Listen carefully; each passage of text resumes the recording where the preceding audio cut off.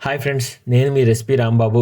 ఏమైతే అదే అయిందని ఓ 15 రోజులు గ్యాప్ తీసుకొని అద్దిరిపోయే రెసిపీస్ తెచ్చాను. అందులో ఫస్ట్‌ది ఏంటో తెలుసా? ఇక్కడ మీరు చూస్తున్న ఇన్‌స్టంట్ క్రిస్పీ వడ. ఈ వడ ఇన్‌స్టంట్‌గా చేసుకోవచ్చు. ఇందులో వాడే ఇంగ్రీడియెంట్స్ అయితే మీరు షాక్ అవుతారు. అంత కొత్తగా ఉంటది. టేస్ట్ అయితే కేకలాగా ఉంటది. జాగ్రత్తగా చూడండి ఫ్రెండ్స్. చాలా సింపుల్‌గా ఎవ్వరైనా చేసుకునే విధం క్లియర్‌గా ఎక్స్‌ప్లెయిన్ చేస్తాను. ముందుగా ఒక గ్రైండర్ గిన్నె తీసుకొని దాంట్లో ఇలా 2 కప్పుల నిండా రైస్ వేసుకోవాలనమాట. 2 కప్పుల రైసు మీరు నైట్‌దైనా వేసుకోవచ్చు. ఫ్రెష్‌గా వండిందైనా కూడా వేసుకోవచ్చు. 2 కప్పులకి 1 కప్పు నిండా పెరుగు వేసేసి, మూత పెట్టి శుభ్రంగా గ్రైండ్ చేసుకోవాలి. కానీ ఇక్కడ 2 పాయింట్స్ గుర్తుపెట్టుకోండి. 1 అన్నం వేడిగా ఉండకూడదు. 2 నీళ్లు ఎయ్యకూడదు. ఆ 2 కలిపి పేస్ట్ చేసిన తర్వాత ఒక బౌల్‌లో వేసుకొని, వడలు టేస్టీగా రావడానికి ఎయ్యాల్సిన ఇంగ్రీడియెంట్స్ లిస్ట్ ఏంటో చెప్తాను. జాగ్రత్తగా వినండి. యాడ్ చేసేయండి. కత్తిలాగా ఉంటది టేస్ట్. 4 టేబుల్ స్పూన్స్ బియ్యపు పిండి.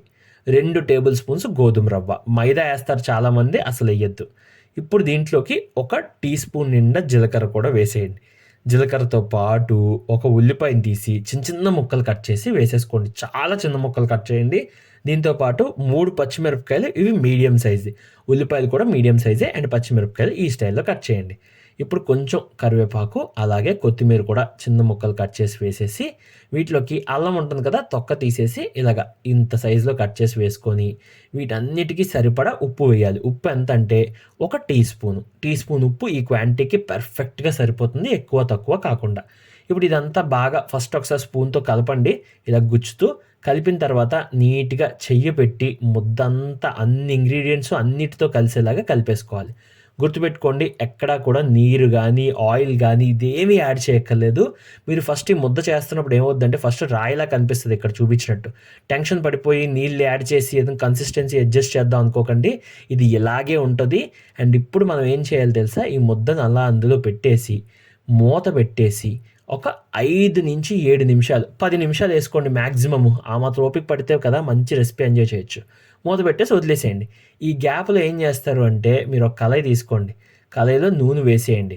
నూనె వేసి మీకు 10 నిమిషాలు దగ్గరకొస్తుందన్న టైంలో హై ఫ్లేమ్‌లో పెట్టి నూనె బాగా వేడెక్కించేయాలనమాట. నూనె ఒక పక్క వేడవుతుంటే, ఇంకో పక్క మీరు ఈ మూత తీసేసి మంచిగా గారె షేప్ చేసుకోవాలి. అది ఎలా చేయాలో చూపిస్తాను. చాలామంది ఇక్కడ గారెలే కదా అని స్కిప్ చేస్తారు. ఈ షేప్ కరెక్ట్‌గా చేయకపోతే మాత్రం గారెలన్నీ పిండయిపోయి సరిగ్గా రావు. సో, జాగ్రత్తగా వినండి ఫ్రెండ్స్. అందుకే నేను ఎక్కడ స్కిప్ చేయకుండా మొత్తం ఫుటేజ్ చూపిస్తున్నాను. ఫస్ట్ అయితే ఇలా రౌండ్‌గా ఒక బాల్‌లా చేసుకోవాలి. మీ చేతికి సరిపడా ముద్ద తీసుకోండి. పెద్దవి కావాలా? చిన్నవి కావాలా? గారెలు దాన్ని బట్టి. నేనైతే చేతికి సరిపడా ముద్ద తీసుకుంటే బెస్ట్ అనుకుంటాను. ఇలా రౌండ్ బాల్ చేసిన తర్వాత ఇలా లైట్‌గా ఒత్తి, మరీ మనం పర్ఫెక్ట్‌గా చేయలేం కదా! ఇలా కొంచెం రౌండ్‌గా చూడడానికి కనిపించేలా చేసిన తర్వాత సెంటర్‌లో ఇలా కన్నం పెట్టుకోండి. గుర్తుపెట్టుకోండి, 2 చేతులకి నీళ్లు రాసుకోవాలి. లేకపోతే మనకి అంటుకుపోద్ది. అయితే నూనె రెడీ అయిందా లేదా అని ఒక చిన్న గోలికాయంత ముద్దేస్తే ఎయ్యగానే ఇలా బుడగలొచ్చేయాలి. అలా వస్తే నూనె రెడీ అనమాట. అలా రెడీగా ఉన్న వేడి వేడి నూనెలో స్టవ్‌ని మీడియం ఫ్లేమ్‌లోకి పెట్టేసి ఈ గారెలన్నీ వేసేయండి. వేసి జాగ్రత్తగా వినండి. ఎయ్యగానే గరిటె పెట్టకూడదు. పెట్టారా కదిలిపోయి ఇరిగిపోతాయి.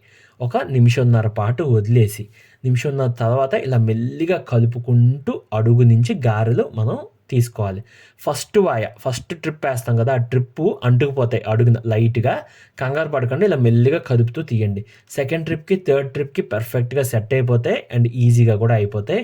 ఇంక ఇలా తిప్పుకుంటూ వీటిని వేయించుకొని గోల్డెన్ బ్రౌన్ కలర్ వచ్చాక బయటికి తీసేయాలి. ఫ్రెండ్స్, చాలా మంచి వీడియోలు లైనప్ చేశాను. ఒక 17 రోజులు పోతే పోయింది. మనకి యూట్యూబ్‌లో ఇన్‌కమ్ రాకపోయినా పర్లేదని చెప్పేసి వదిలేసి, ఈ 17 రోజుల తర్వాత నీటి రెసిపీసు మీకు ఈజీగా ఎవరైనా చేసుకునేలా ఉండేలా రెసిపీసు, మంచి రెసిపీస్ అయితే లైనప్ చేశాను. రికార్డ్ చేశాను. వాయిస్ ఓవర్ షెడ్యూల్ కూడా చేశాను. సో, సబ్స్క్రైబ్ చేసుకోండి కొత్త వాళ్ళు. ఇంకా మన సబ్స్క్రైబర్స్ అయితే మీరు ఇన్ని రోజులు ఒకవేళ వెయిట్ చేశారంటే సారీ. వెయిట్ చేయించినందుకు మంచి రెసిపీస్ ఉన్నాయి. చూడండి. ఈ వీడియోకి ఒక లైక్ కొట్టండి ఫ్రెండ్స్. యూట్యూబ్‌లో టాప్ కుకింగ్ కమ్యూనిటీలో ఒక మెంబర్ అవ్వాలని నాకు చాలా కోరిక. సో, మంచి రెసిపీస్ అయితే మీకు ప్రెజెంట్ చేస్తాను.